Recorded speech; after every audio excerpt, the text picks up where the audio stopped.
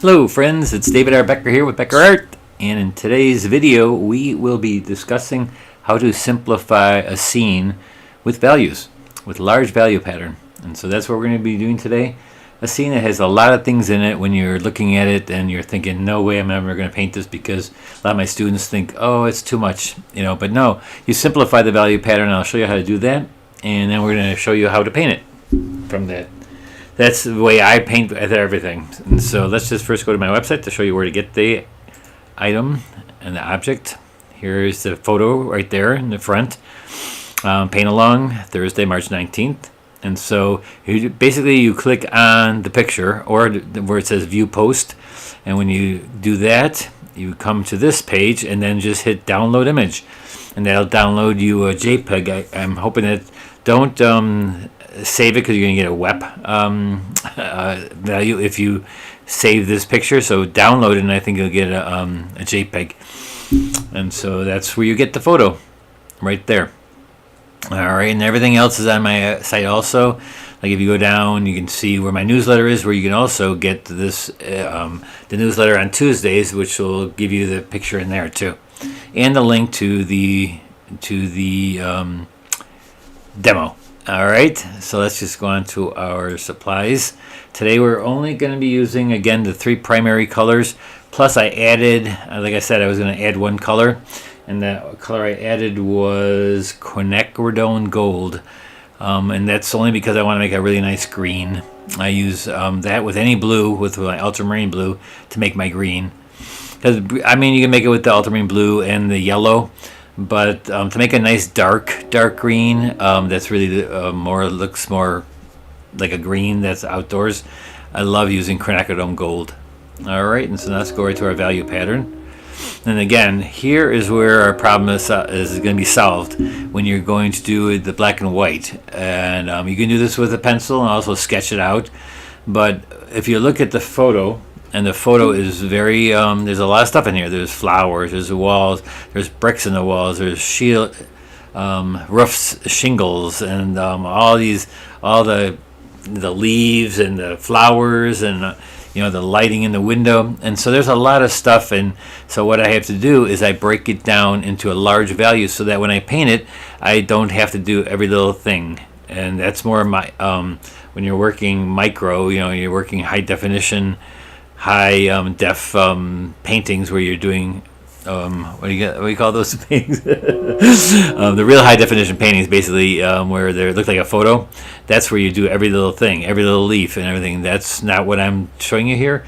I'm kind of making it so that it's more impressionistic and not high definition, and so that I'm taking and I'm looking at where my lights and darks are, my large lights and darks.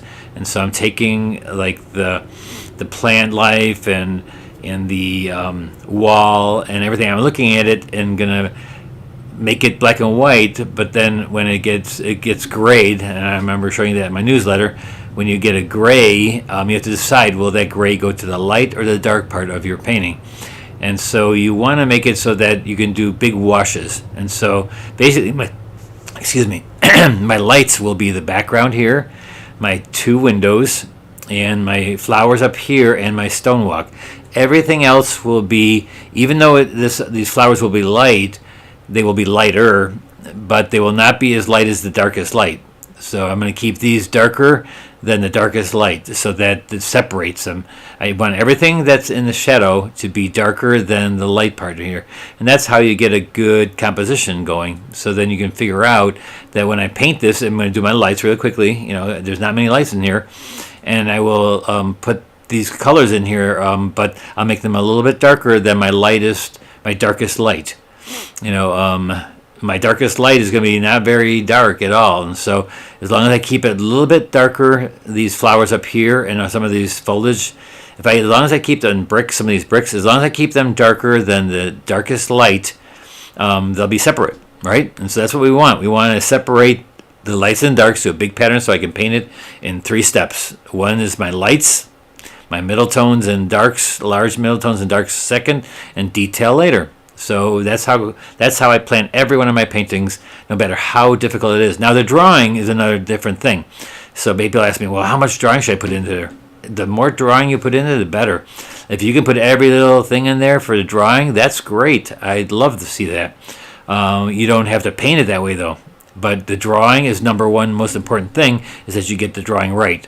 And so if you put everything in there, that's fine. Now, if you're drawing in a line for some of the lights, that's not a good thing, because if it's a light area and you're putting a drawing on a line there that's darker than the dark, or then a light is a darkest light, then it's going to show. And so that's the only part that I say then you use a pencil so you can erase it. If you're tracing with the transfer paper, then make sure that you use some of the transfer paper, that you don't make it too dark. All right, so let's get on to our painting of this.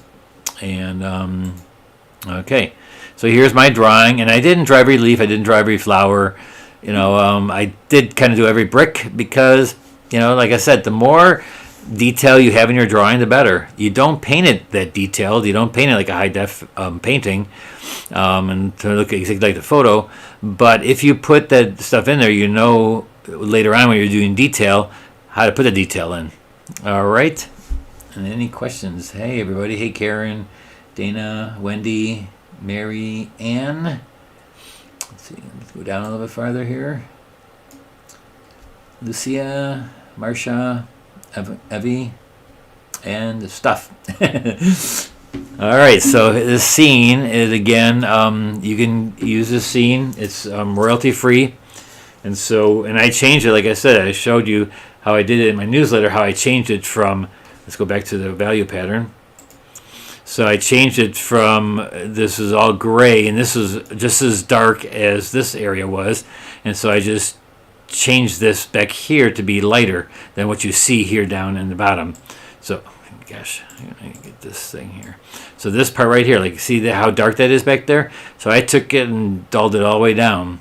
And same thing with what's inside these windows. That's too dark, So I'm going to lighten that up a little bit, because that's the sun, or that's the light inside showing through.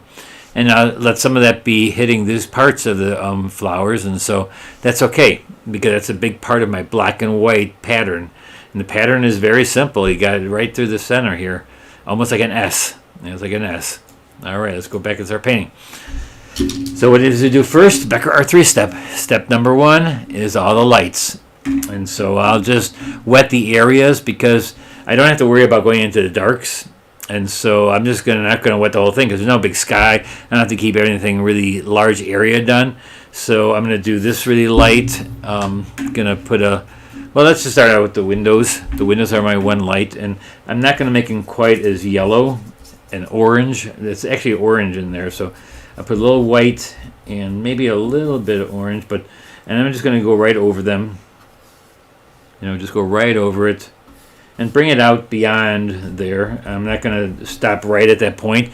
I want it to be out a little bit. And so I added a little bit of white to the paper, only because I put a lot of water in there, and yellow tends to be almost too vibrant for me, so I like to dull it down, even though I can do it with white paper, but it works even better if I use a little bit of white and make it more pastel-like right from the get-go. And so I do that. I'm just going to go in here. And where the lightest light is, I'm going to keep white, right? And so I'm going to pull out a little bit of this yellowish white. Or, I'm going to make it a little bit lighter and white. And then around the light here, there's a light right here. I'm going to keep that light white. That'll be the lightest part right here. And I'm just going to go around it. Now these flowers, these pink flowers are white and pink. But they're in shadow, so I can make them, kind of lavender. Oh, I just put in some new blue. So, oh boy, I just picked up way too much. See, I don't like squeezing new paints out with a whole bunch of paints, because you could pick up way too much, because you're used to just hitting down, getting it, like when it's dry, it's put a little bit of water and you get a lot of pigment. But now you get a real lot of pigment because it's fresh paint in the palette. And so I'm just going to do this a little bit darker right here. And it gives a little bit of a... And so this is the same color I'll use, a little bit of red and blue to get like a violety red. And then I'm going to put that as the white, as the flower colors. So I just go over them. I don't draw them yet. I just put them in maybe even with a little bit of blue, because there's parts of it that are white. And this will look dark now, right, because it is a light flower. But once I get the dark green in there, then these will look very almost too light. So you just got to remember that these are in shadow, these colors, these flowers. Now there's a couple of them on the end here that have a little bit of white that the sun is shining across there. And so I will leave a little bit of white there. You notice when I'm putting down, I have a lot of water in my brush and I have a lot of pigment in my brush. So it's like you're floating your pigment just by putting down the water and the pigment all at once in one shot. I know that looks really dark, right? I mean, it looks very, very dark. But it will be very light once I get the darks in there later. I'm going to put a little bit more pink in there, so a little bit of white and red. I'm making my own pink, and I'll dab it into there too. Just put it down a little bit. And I know there's parts here, like I said, that are white. But again, I don't want too much of that white showing because I want to simplify this scene to where you don't have all those, flowers and everything is like not together as one big composition. Because when you're composing, you've got to go for the big value pattern. Does everybody else get interrupted with ads? Yes, you will get interrupted by ads once in a while. It's just 1 or 2 times, I think. But that's what keeps me going and keeping this all free. Sorry about that. Yes, he said he is using AI images. Yes, this is an, I'm not sure if this is an AI image. I think this is an AI image. Well, it came down to where I also used Photoshop to get, remember I lightened an area, so I did that in Photoshop. So it kind of is like an AI thing once I do something to the photo. So I actually did something to the photo to lighten areas and stuff. And okay, that's the light there. Now these on the bottom here, there's these pavers, and so I'm just going to put a little bit of color. This door is darker, but I'm just going to put a little bit of this darker value there. This is still all my lights. These are all my lights. There's no darks here yet. These are my lights. I know this looks very dark because it's against white, so of course it's darker than the white. But once I get the really dark green in here, that's going to look light. So you have to trust me on that. Use some blue. Oh my gosh, that blue is so rich. All right, back here, since I did with the value pattern, remember the value pattern is lightened up, and so I'm just gonna make a white sky. I'm not gonna put too much in the sky. I can put a little bit of light blue in there, but I'm just gonna kind of keep it light over here. And this tree thing, everything's gonna be light over here, so I'm just gonna take a little bit of a wash. And I also want it out of focus. And how do I get things out of focus and blurry? Wet into wet. That's how you get soft edges, right? So just make that soft edge. I'll take a little bit of blue. And if I want to make it a little green, I add a little bit of quinacridone gold, which is on this side. See, this is quinacridone gold. And if I mix that with the blue, I get a nice, beautiful green. And so I'll just do some trees back here by just hitting my brush against the paper. I want out of focus. I don't want to sit there and do detail. I'm just doing in this downspout of the gutter, that's going to be really dark, so go right over it. These bricks are probably going to be darker too. Even though there's some light shining on them, they are going to be part of my dark area. Because you saw the value sketch, right? The values are, this is dark and just the sky in this area. Light, light, light, and my walkway is light. That's it. And so I'll put a little bit more gold and colors back here too. Just to keep it nice and light. Maybe make the grass a little bit greener. Like put a little green grass back here. Now these flowers over here I'm going to leave really light, and so there I can put a bright pink in there because I want them to be, and maybe a little bit orange instead of pink. And so these roses right here, I'm just going to put down color. I'm not drawing a rose. I'll do that with the shape of it later on. So I'll just put a little light color in there for this area. There's a couple of roses by the window here. Keep it just light. That's all you have to worry about, is keeping it light. And if I get another color somewhere else, that's good. It's good to have like pink. If you have pink here, you want pink there, and so you don't have just one color, one area. So I'm just going to put a little bit of lights over here. Now I'm going to take that light green, and again, quinacridone gold and my blue. And this is going to be like a limey green. It's like a grass lime green. And so what I'm going to do is take quinacridone gold and yellow and a little bit of blue, so it ends up being pretty bright yellow green. That's what the grasses that are lit up here, they're going to be nice and light yellowish green. Oh man, you guys got a lot of questions here. Is this an AI picture? Yes, it is an AI picture. I don't understand the flowers and light inside as it is light outside. Yeah, you just, you don't have to have it, if you have your own photograph, that's great. But with lighting, you do what you have to do to make the picture look good. And so, and you see what I did with the black and white before, I just made it so that the big values are there to simplify it. And if it's light outside here, it could be that on this side of the, there's a big cloud over the house. And lighting is very easy to make whatever you want it to be, really. And so the inside lights are a little bit too orange, and I think that's through AI. I think that's a little bit too warm and orange for the inside. They would have to have like really yellowy orange lights in there to make it that light.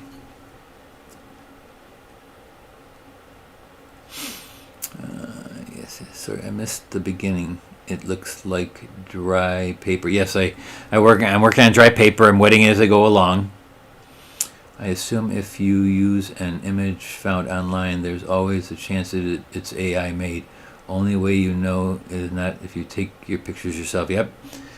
I do this because I can't get enough pictures for the 800 some videos I've done since COVID. I don't have that many images to use and actually use to teach with. So this having AI pictures and what do you call it? Photos that are royalty free is really good for teaching. Now, don't use these images if you're, or do these paintings and submit them to any kind of awards or anything like that. Don't do that. I assume if you use, okay.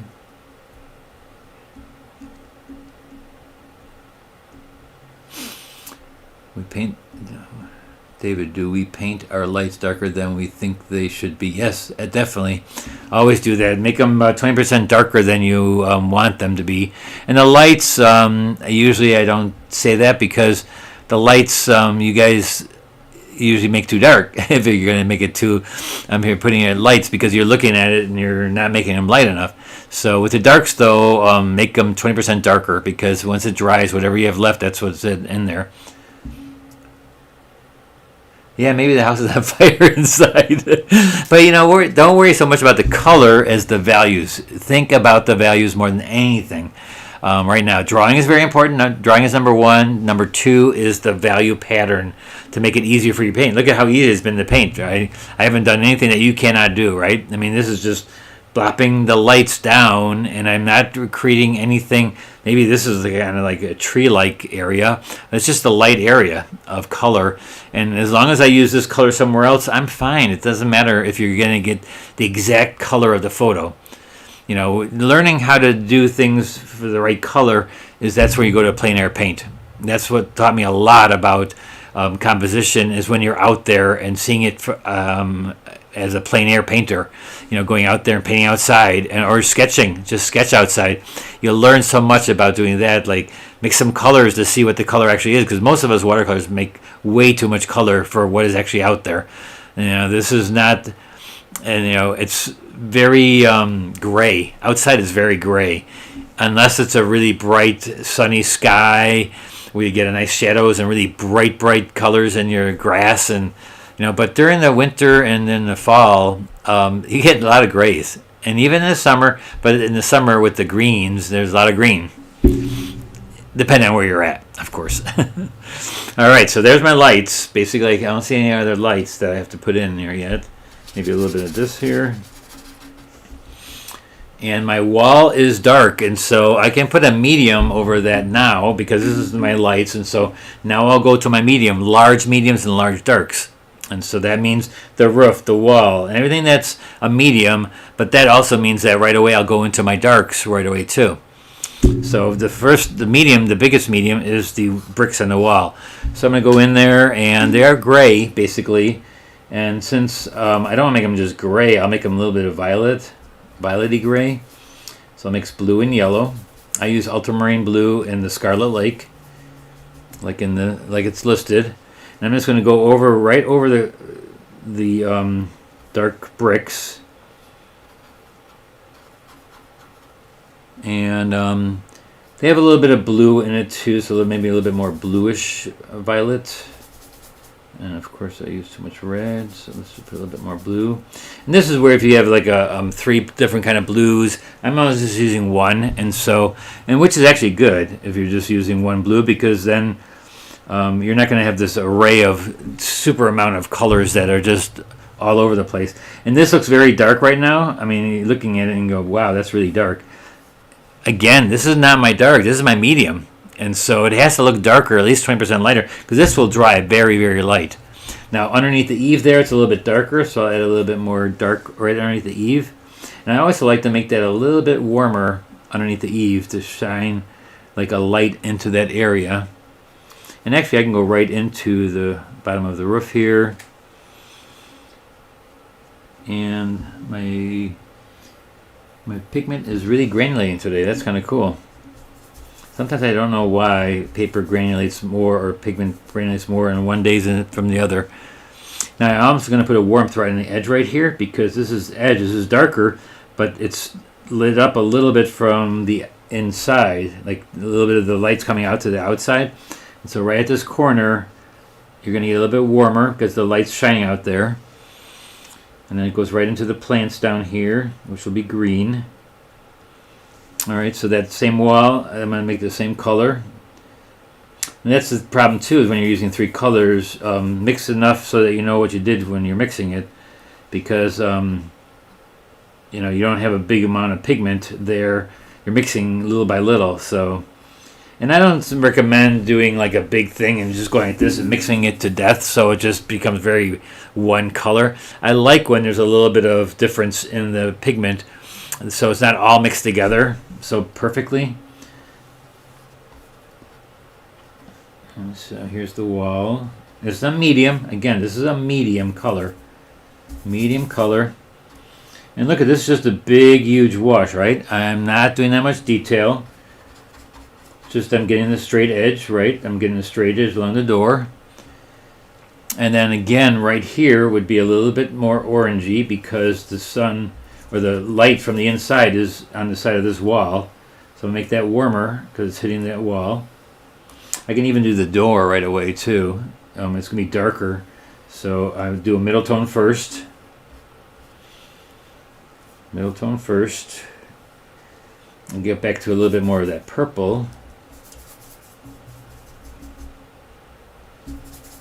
And so this is a pretty dark purple, and I know it looks really dark, but it needs to be darker than the darkest light, and you really got to do that in your painting so that you follow the value pattern that you put out for yourself. This is a little bit lighter. Now this walkway is lighter, so I'm going to keep that white of the, just going to keep that light, because I already painted what I wanted to do there before. Underneath the plants here, there's some potted plants. There's some pots down there to make them a little darker, middle tone. Now the side of the door here is a little bit darker too. Make it a little bit warmer. See, nothing looks really important yet. There's no detail because you have to wait for that until the end. You have to get the big washes to look beautiful. And like this wash right here, I notice there's a little bit of light coming through on some of these tiles. So what I'm going to do, I'm going to put a little texture in there by taking the paint and just putting a little bit of, while it's still wet, it'll just bleed out, but I'm going to put a little texture in there. You know, texture is done while you're doing the painting, when you're doing that wash, but that particular wash. Now there is also going to be green reflecting in there because all the greenery. So I'm going to mix a little bit of green and put that into the wall too a little bit, especially where the darks are underneath here, because that's going to reflect into the bricks. Even if you don't see it in the photo, a lot of times when you're outside and you look at it and you're studying from the plein air painting that you're doing or sketch that you're doing, you're going to see those things a really lot.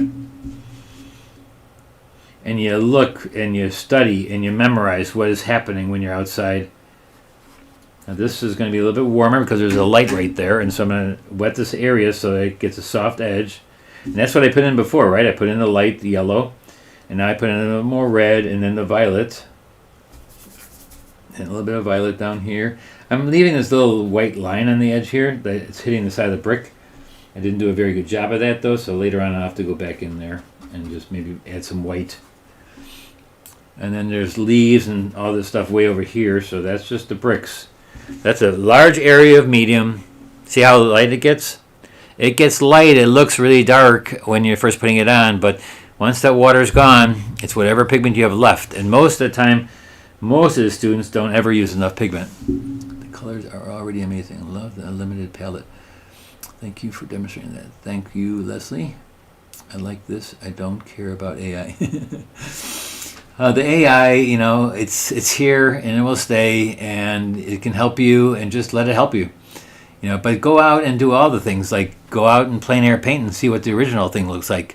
That's what I do. I plein air paint and I know exactly what it is. And so when I look at AI, I can tell what is AI and what isn't. There's some of the focus on this is a little bit too AI, because AI makes things too perfect sometimes. It makes it too well done. But for teaching and stuff, it's, I think, a very good thing to have. It's a great thing to have for teaching purposes and getting images that I could never get. I can't go out there and do everything. And I'm not a great photographer, so. And even when I'm out there, I'm changing everything too. When I'm out plein air painting, I'm changing things because I want the lights and darks to be a big pattern, right? All right, now we're going to put a middle tone green in there, like a mid green. And again, middle tones are like the middle tones. They're not the lights, they're not the darks, they're middle tone. I'm going to keep them more towards the darks though. And again, quinacridone gold and my blue. And I'll put a little bit of red in there just to dull it down a little bit. And I'm just going to go my lighter areas of green. Oh, there's a big area of this pink or reddish flower. Let me put that in there first. That's lighter. I didn't see that before, so maybe a little bit pink. So right over here, there's a bunch of like pink flowers, and so I'm just putting that in there now. And I don't paint like individually flowers because I'll do that later with when I'm doing details. Right now it's just the area has a little bit of this color, and then I'll use that as the light part. These roses have a darker center, so I'm just going to put that, since I have this as my brush, might as well just do that right away too. These roses have a darker center. Outside is a little bit lighter. Now again, if you're doing hyperrealism and where it's really, really detailed, then yes, you would do every one of these flowers, every one of those leaves, and it'll look great. But that's not my style. My style is more impressionistic. If you want to learn that, there's a bunch of artists out there. I can give you names. Just email me and I'll give you a bunch of names. There's Lynn Pratt. What's the name? Shi Jiao, or what is the name? But yeah, they do some really high definition paintings, and they're really cool. I mean, I just don't do it that way. It's a different style. I kind of like to do a little bit of that way in my center of interest. I like to get a lot of detail. Like when I do this, I will get in there and try to detail a little bit, but not as much as the whole painting being detailed. All right, now a little bit of this green is dark, and so let me just, a middle tone, so let me just put in here some of this middle tone green. And again, it looks dark. I mean, it looks dark, and that's okay.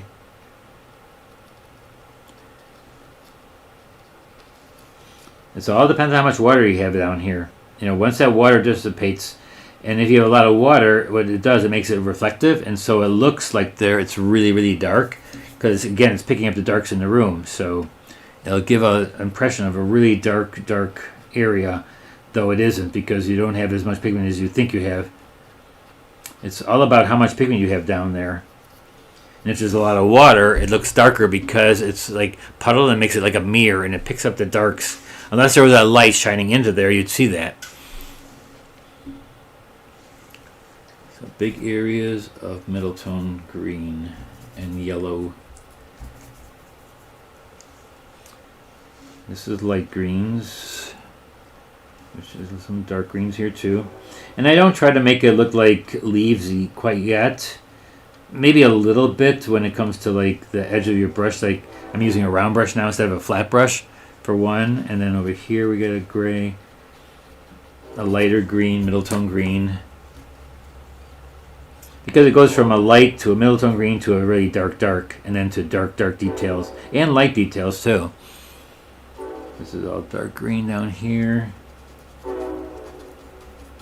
I'm trying to put in a little bit of the leaves and stuff, but very quickly though. I'm not doing detail yet. I saved that for the last. This is all a middle tone green.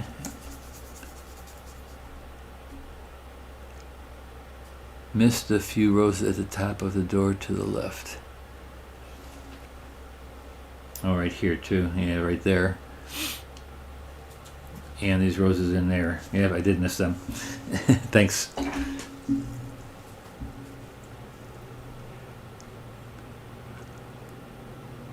Maybe the house. I like this. I don't care about it. How to understand how to paint. Thank you. Thank you for watching. Missed a few. Okay. Caught up there with the questions, and so there's a couple roses here, and again I can also put them in again with white paint, because I am not that these are, I don't do total transparent watercolors. I mix it up a little bit with some opaques.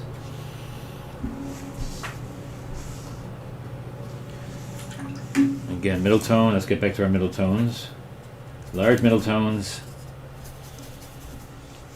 And up here there's a lot of lighter greens, and so I'll put those in now. Paint around my flowers a little bit.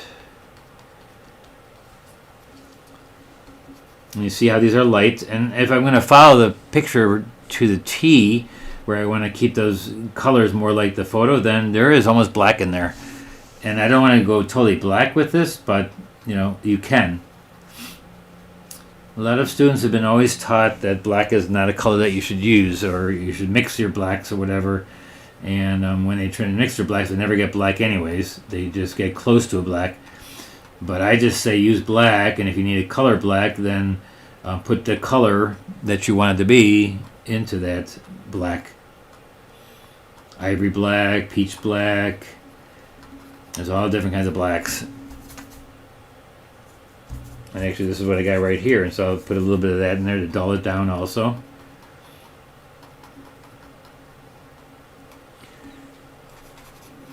And I'm being a little bit more careful around these flowers, because I do want them to look like flowers up there. And later on I can go even more detailed with these colors. But right now it's just a middle tone. And I can also put a little bit of light yellow in there just while it's wet. I can let things float around in there by themselves. I do have to work a little bit faster than I work when I'm in my studio by myself. But when you only have an hour to paint the painting, you've got to kind of keep it to pace.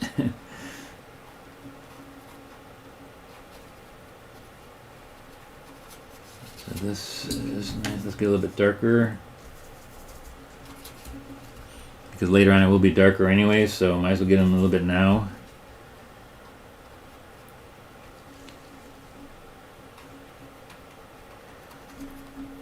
And question, did you know that pastel also work really great with watercolor? So pastel works like watercolor? I wonder how it binds though. Does it have like a binder in it?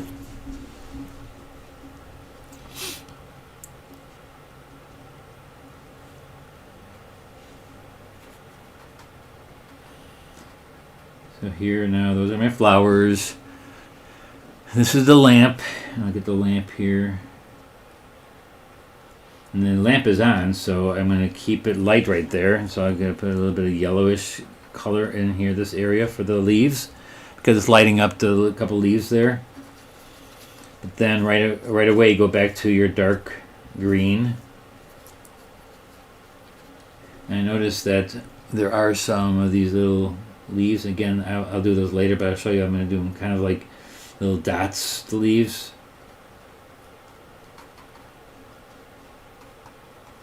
And again, this is my middle tone. These are not even really dark, really.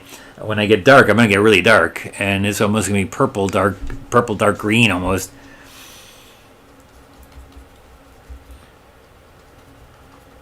And you don't have to go all that dark. As long as these are darker than my light area, you're fine. I mean, look at Soroya's painting. He never got really, really dark, only in certain spots of detail. And yeah, he made it look really bright and colorful, even with just a middle tone dark. Over here, we're going to have a lot of darks, and we got fewer flowers. Again, just using this middle tone, getting it in here. This side is a little bit more middle tone. These flowers and these leaves.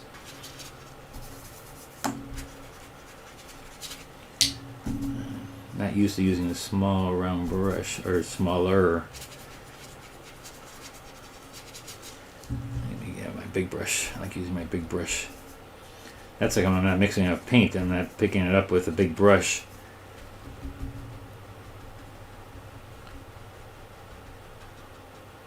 And when you wet an area like this, I wet the whole area. And now I can go in there and get a little bit thicker paint and do a little, get the soft edge leaves in there. Pick up a lot of paint.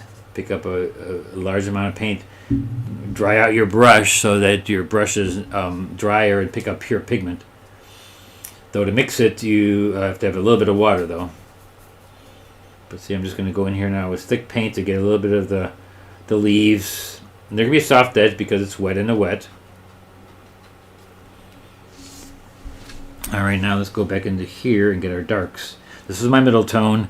Now it's time for our darks. And while I'm doing that, let me get the rooftop just to show you really quickly. I'm going to take it's kind of a brown. And so I'm going to just take orange and black. A little bit of red, yellow, black, and blue. And that makes a brown. And so I'm just going to go in here and just make a nice dark rooftop. Go across. I went in dry. Look at how dry that is. I get a texture too. I can keep it like that, or I can go put a little water in there. Again, I'm working wet on dry. My brush is wet, but I work it on dry paper. So if you take it across it quickly, you'll get edges from your paper because I'm working cold press. All right, a little dark there. Take that same color, use it for my red. Use it for the downspout of the gutter, and I can start doing the darks in here a little bit more detail because I got my middle tones and darks pretty much except for the darks over here. Yeah, let me do these down here. You should do it in order. Do it in order. A little more dark in this area. Lights, medium, darks, dark details, and light details. In that order. And look at, I'm just going to take this dark and just make them really dark so it just all blends together too. Because as you're painting and you're putting water down, you can then just let things be wet and then it'll just blend into each other. And if it's dry, you'll get a hard edge, but you can also just put water in there to dull things down again and make things. Now, this is kind of important here because it's dark and you're also creating the shape of the flower in front of it, in front of the dark. See, this is going to be a flower. These are going to be little flowers right here. So I'm doing the outer edge of the flowers. And then here, I should have them drawn a little bit better. I'm going to take a little bit more violet because the wall is kind of violet-y. And this is where, if you're using full color, get yourself a violet. Just get all the primaries and secondaries, and that's about it, all you need. But I just had to mix them, and it's fine too. And now this wall behind these flowers are kind of dark, and so I have to negative paint, and that is painting around these flowers. And this is where you can kind of draw them a little bit better. So, and you can put masking fluid around them if you need to have this big wash behind them. I'll just wet it up here a little bit, wet it so that it just kind of blends into that area. And this will be flowers. And again, I could also go back in there later on with white paint and just paint them in over the dark too.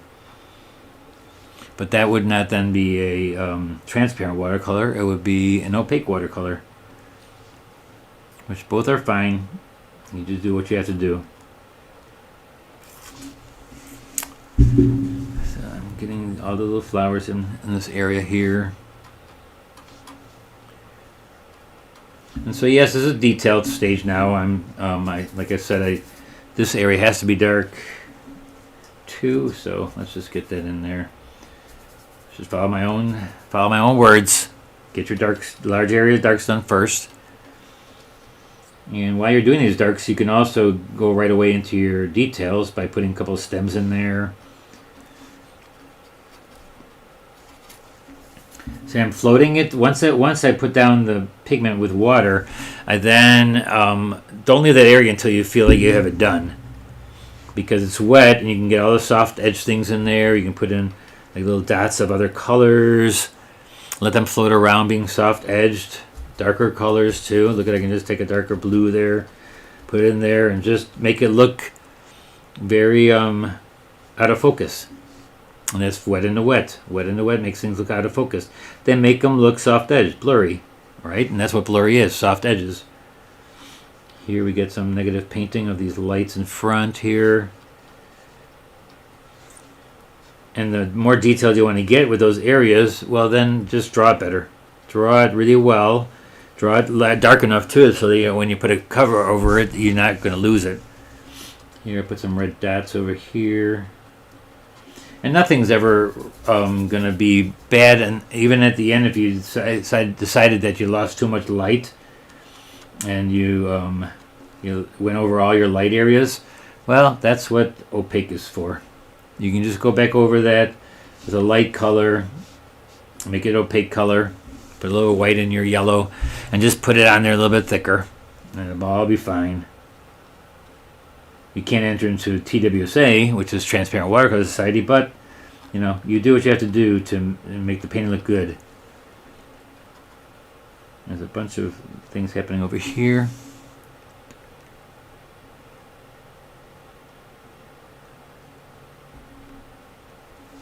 The paint is granulating by itself. And I'm not using granular paint, but for today, for some reason, this paper is granulating really well. It must be the ultramarine blue. I'm just using it. Sometimes when you use ultramarine blue, you get a lot of granulation.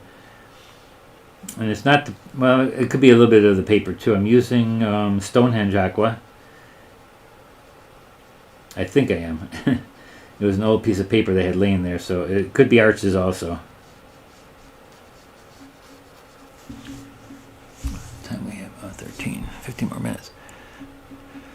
Alright, so these are pretty much my large areas of dark now, and now I'm actually ready for my details. All the details. Detail darks, detail lights, and I can go over in here and I can make it look like these are leaves by going around some of them. Leaving the underpainting, which is the medium, and making go around that, and negative painting in leaves. What it is that you're doing is you're leaving a leaf there and you're painting around it, or halfway around it. And a lot of it is just like dotting the paper in a way. I'm not slow enough to do every single leaf. There are millions of leaves on this picture, and I'm not going to paint every one of them because my patience is not that good. There are a lot of you artists out there that can do that, and that's very more power to you. It's pretty cool that when you can do that. A lot of it depends also on your teachers, how you paint and stuff. But I try to, show you fundamentals and not so much a style, because everybody's going to have their own style, and I just want to show you every way you can possibly do it. There's a lot of different styles out there, and you want to get your own, and you want to make your own style in the end. So maybe you use masking fluid. Maybe you use a lot of masking fluid. Maybe you cut stencils and spray it on. There's so many different ways. And what am I painting here? All right. And so now see how dark I'm making a really dark violety green. So I take red and blue to make a violet, and then the quinacridone gold in there to make it kind of a darkish green violet. Purple, I should say, purple violet.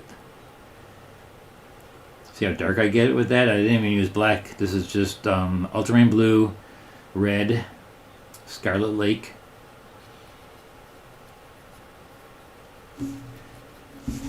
And it is so thick that I'm getting hard edge because it's a dry paper, but that's okay. I want these areas to look like they're really, really dark in some areas. Underneath the door here, it's very dark.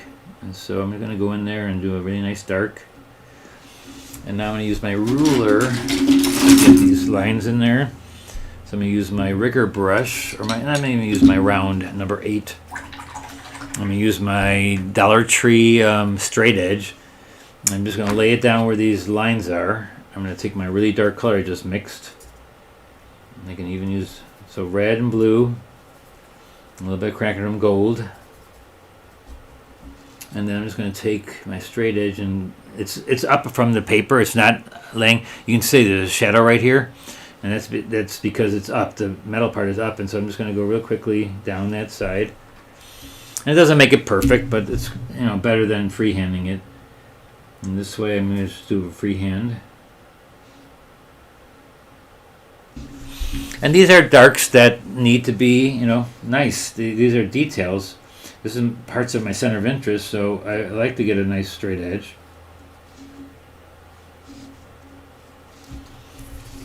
And then I have a little bit of dark through here. And then a little line right here.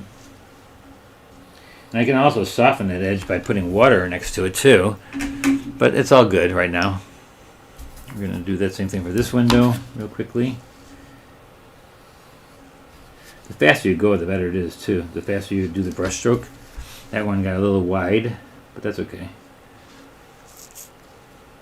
I forgot to do some of the drawing with pencil to do the parts of the window that I didn't get. I can also use my rigger, which is even a smaller brush. Here in the...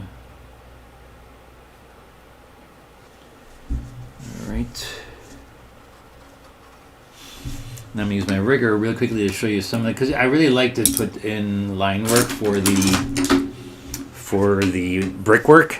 I mean, because you need some of the lines in there, because otherwise it won't look like brickwork, right? So I have the pencil lines, and some people actually use the pencil lines, just make them really dark. And you don't have to do all of them, but this is my center of interest, so the more you put in, the better. Because it is your center of interest, and this should be your most detailed area. Now, up here it's a little bit darker, so I'm going to put it a little bit darker, and then I'm going to throw these little, whatever they call those window things. And then the brickwork, I'm just going to do the line work in there. And I'm just using any old dark I have on a palette. I'm not, dark is dark. It can be a darker warm, darker cool. It really doesn't matter so much when you're doing this part. Except when you go do the parts over here, maybe make them a little bit warmer, the darks. Because they're in a warm area here. I'm going to, again, put a little shadow across this, a little down here. This be hitting here, not on the door. The door is its own thing. I haven't looked for questions. My hand can do lines better from right to left and bottom to top. Don't know why, but that is what it is.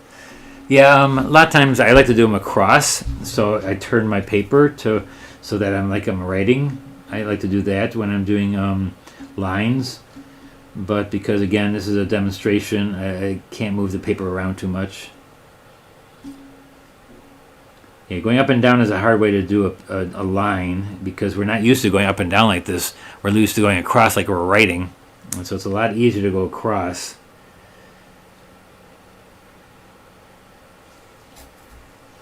And since I don't want it perfect, I don't want to use like a straight edge for this, because it's nice to have a little bit of looseness to it. It makes it look a little bit more real than doing architectural rendering of this thing being perfect lines and stuff.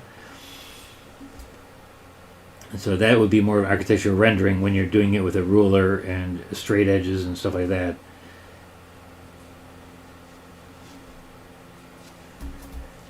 This is more impressionistic of what it is, and so that's perfect. Here, over here, you get some lines in there.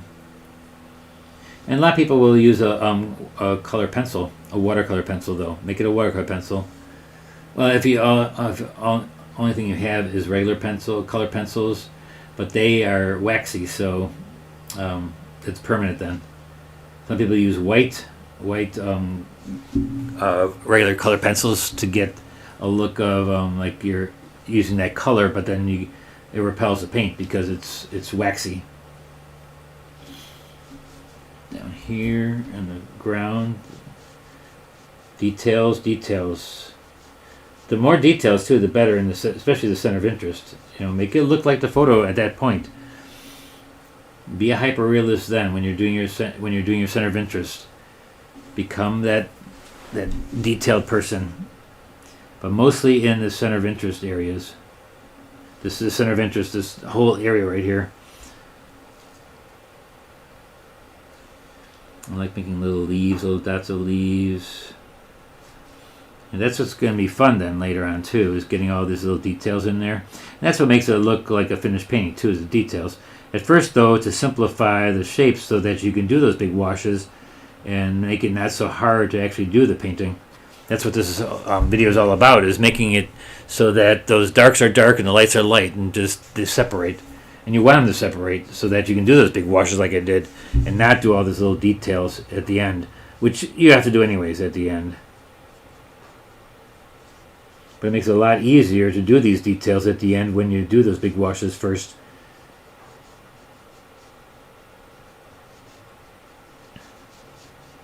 Here I'm just making lines for the little stone pathway.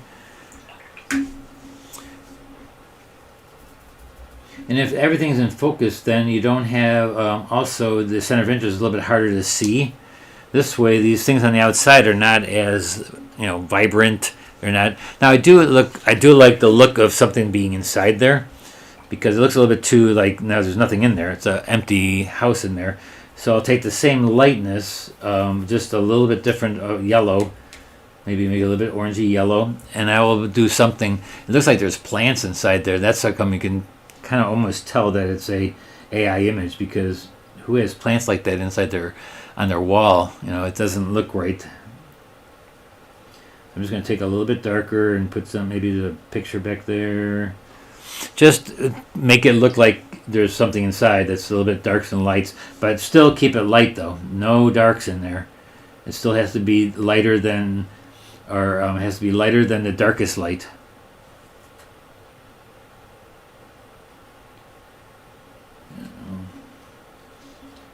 It could be anything back there. It could be like a counter, table. A little bit more orange in this.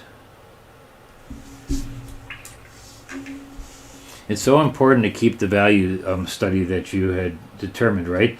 So these all have to be, these darks have to be darker than the darkest light. It has to be separate them, because that's the way to make it look like the lighting is right and the composition is right, because that's what you determined in the very beginning. And now I've gotten a little bit lighter than I did in my value study, but that's okay too, as long as those darks are darker than the darkest light. And it can overlap a little bit too. You don't have to be that careful with it. It can be a little bit off a little bit, that's fine. Because in reality, it would be off a little bit here and there, and you're going to have some shadowing here and there, and so yeah, it's all good.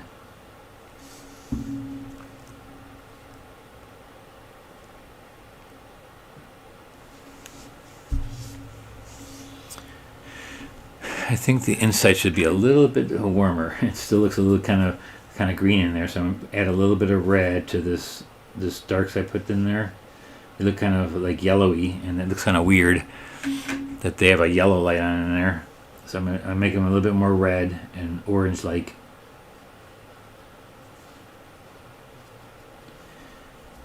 Now these flowers have a side that's still shadowed. The only part that's really white would be the light that's shining from the sun over here. And I know there's a bunch of like trees in there, and you can put that in there if you want, but I kind of like it a little bit less. Well, I could put like a little bit of, I could like spatter there a little bit, and put in a little tree, little dots there.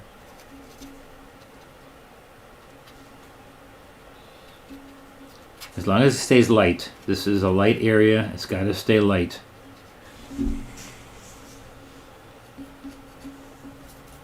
You can make things detailed, but just don't make the contrast. I mean, you can do a lot of detail in an area. I could put every leaf in there if I wanted to, as long as it stays the value that it's supposed to be. Value sketch. Number one issue. You have to follow the value study. I see a lot of students go away from it later in their painting because they think, oh, I'm just going to do it. I think I like it. They're different. No, don't do that. Just stick with your values pattern. It's so important. I do it myself sometimes when I'm plein air painting also. I'm thinking, well, I'll just put this in there. And more times than none, though, you ruin your painting because you got to stick with what you started with. Watercolorists already know what their painting is going to look like before they get started, because, and not to a T, but very close, because you're doing it from a thumbnail study or a value sketch. You kind of do that value sketch for a reason. You wanted to know what to put down, how to proceed. I'm making these parts a little bit darker because I felt they're gotten a little bit too light some areas. So I'm just taking some of my palette green here, maybe a little bit of warmth here. Just kind of got to get that look again of the side being darker. And this got a little bit too light, and so I'm going to take a little bit of orange right over that. I should wipe out my area here real quick. I don't like wiping out everything because this is color that I can dip into right away again after I use it. So again, a little bit of orange I'm going to mix and put it into the light area here.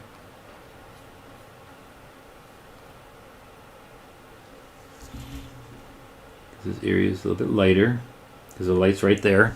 I'm going to keep it white. I definitely am going to keep it white, but then the bricks are gray, so it's going to not be as bright like right there. It'll be a little bit brighter, but all right. Now I could call it almost quits because it's enough to show what the lights and darks are, but I can just keep on going with my details as far as I want. I could almost go as far as making it photographic from this point on, depending on how little you want to make detail. Like if I want to put every little leaf in there, I can still do that. That's the neat thing about working like this, is that you work from large to small, right? So I can keep on working and keep on going and make it more and more detail as I go along. But since we only have 2 minutes left, we'll be stopping in 2 minutes. Because already it looks like, it looks like this scene, and it's more real. It's more photographic, or not photographic. It's more impressionistic than it is hyperrealism.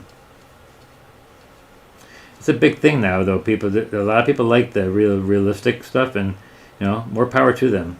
It's like it takes a little bit longer to do because you're doing more and more details, but then your drawing has to be totally on, though. So most of those people are tracing and making their imagery exactly like the photo, right? They have to, because they have to make it look exactly like what they're painting.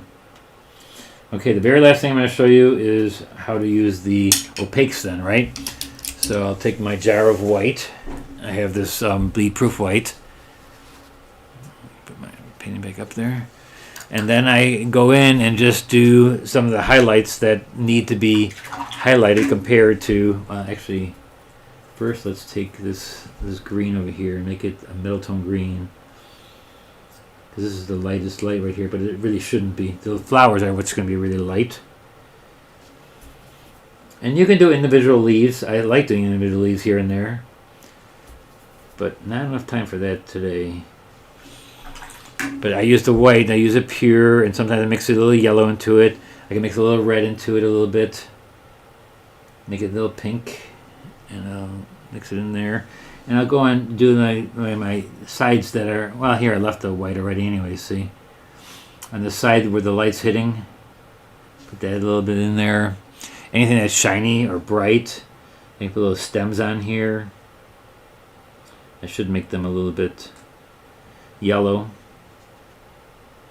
So if you wanted to make something yellow, let's say yellow and white, you can do that too. See, I can put a little bit of detail in there now. And that's opaque. That's opaque color now. And that, to me, is absolutely fine. I love doing this, actually. I actually like the look to make it look a little bit more watercolor and acrylic-like. Even oil-like, because I can do a big brush stroke. See, like that? I can just put a big brush stroke in there, put little dots in there, put leaves in there. Which normally you would have to do if you're doing transparent. You would have to do it with masking fluid. You put that down first and rub it out later, which is also a great way of doing it. All right, so there you have it. The simplifying your scene, even though this was very complicated, right? You remember how I did it, though? I did it pretty quickly with the big areas, right? So do it with the big areas, then do your detail at the end, and it'll look fine. Establish your light and dark pattern. Know what's going to be light, know what's going to be dark, and keep that value. Some of these got a little bit too light, but I can still always go darker, right? I can always go darker. And sometimes you may think to yourself, oh, it's already good enough, so leave it that way. If you like it that way, just leave it. Here, this has to be a little bit darker, the wall or the door. And there you have it. All right. Thanks a lot again for coming this Thursday and watching my paint along. And actually give it a shot. Give it a try. I'd love to see what you do. Email or get to my Facebook page, my group Facebook page. And I would love to see it. All right, and some of these are going to be toned down too. Those got a little bit too bright. See, remember how dark I had them and how bright they are now? So I may want to dull them down a little bit. All right, we'll see you next time, guys. We'll see on. We will not be doing a demo this Sunday because I'm heading down to Cayuga, North Carolina, and also next Thursday there will not be a paint along because again I am in the workshop in North Carolina. And that's the last night we're there, and so we'll not have time to do a paint along. So we'll see you in 2 weeks, and I'll talk to you then. Bye-bye.